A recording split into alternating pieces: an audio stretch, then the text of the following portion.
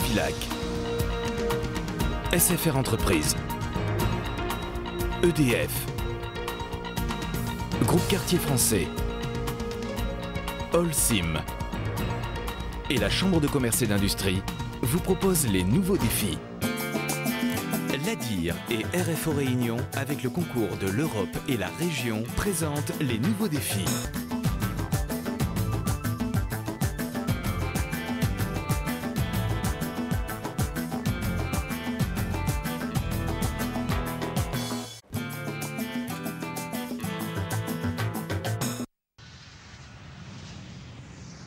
Il est 7 h du matin, tour de contrôle de l'aéroport de Gillot. Thierry est prêt pour une journée intense, il est aiguilleur du ciel.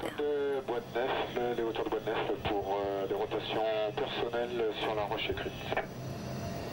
Reçu, Lima Golf à Gillot, le vent 110 degrés, 10 nœuds. À 51 ans, Thierry est probablement celui qui, dans l'île, est le plus heureux de la vue qu'il a de son bureau. Mer devant, montagne derrière, une vision à 360 degrés.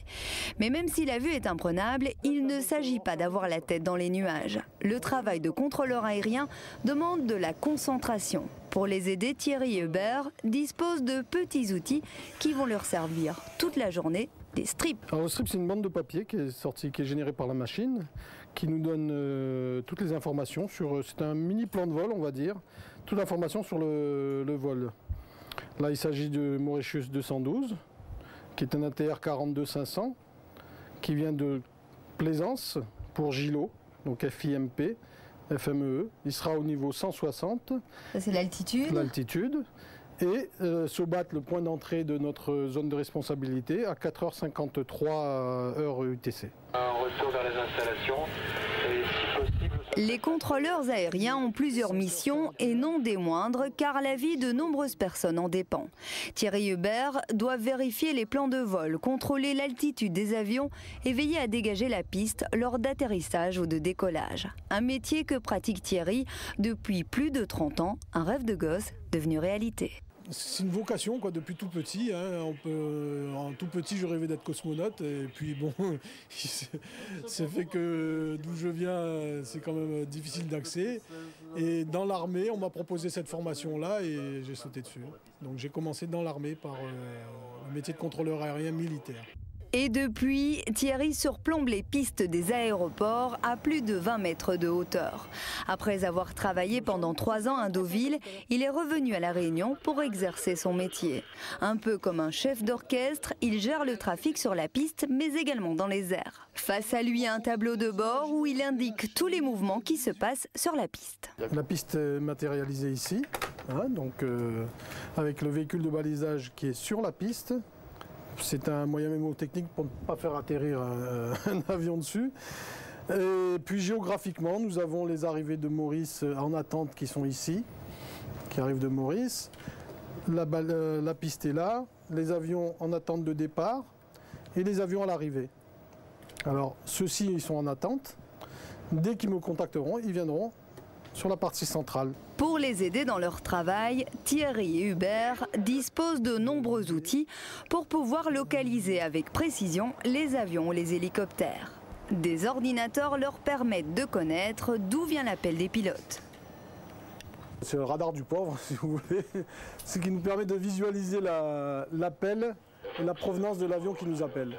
Alors l'écran de gauche, c'est la même chose, mais sur une autre fréquence. Pour les avions un peu plus en approche, un peu plus éloignés de nous. Avec notre zone de responsabilité ici, qui est un cercle là, de 150 nautiques, à peu près un peu plus de 280 km, avec toutes les routes qui amènent sur Gillot ou qui traversent la zone. Donc vous avez Plaisance ici, Gillot ici, Pierrefonds là, et les points de report ou d'entrée de notre zone. Golf Charlie, bonjour. Les contrôleurs aériens sont en général 2 dans la tour, sauf la nuit où ils sont seuls, car ici on travaille 24 heures sur 24, 365 jours par an. Et il n'est pas trop d'être 2, même si parfois il y a des accalmies.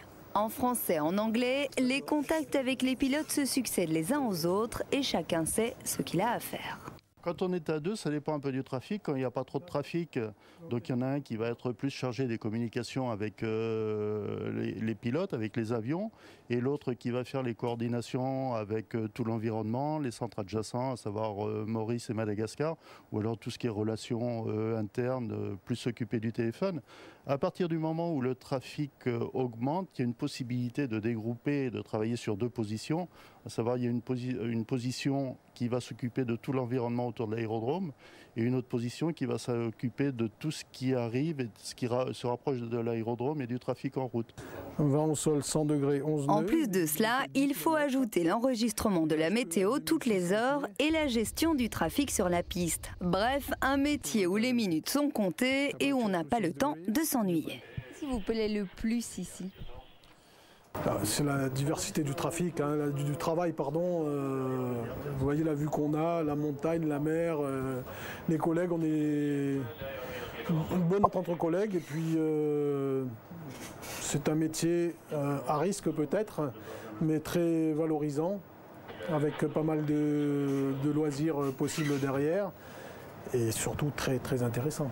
Son travail de contrôleur aérien lui a donné des envies puisque Thierry pilote maintenant des petits avions. Il passe de chef d'orchestre à pilote, une vie bien remplie où la liberté se situe dans le...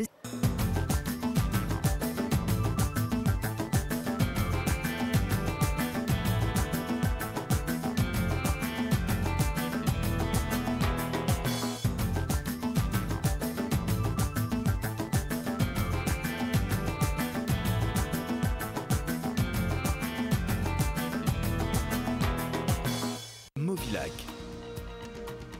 SFR Entreprises, EDF, Groupe Quartier Français, Holcim et la Chambre de commerce et d'industrie vous ont proposé les nouveaux défis.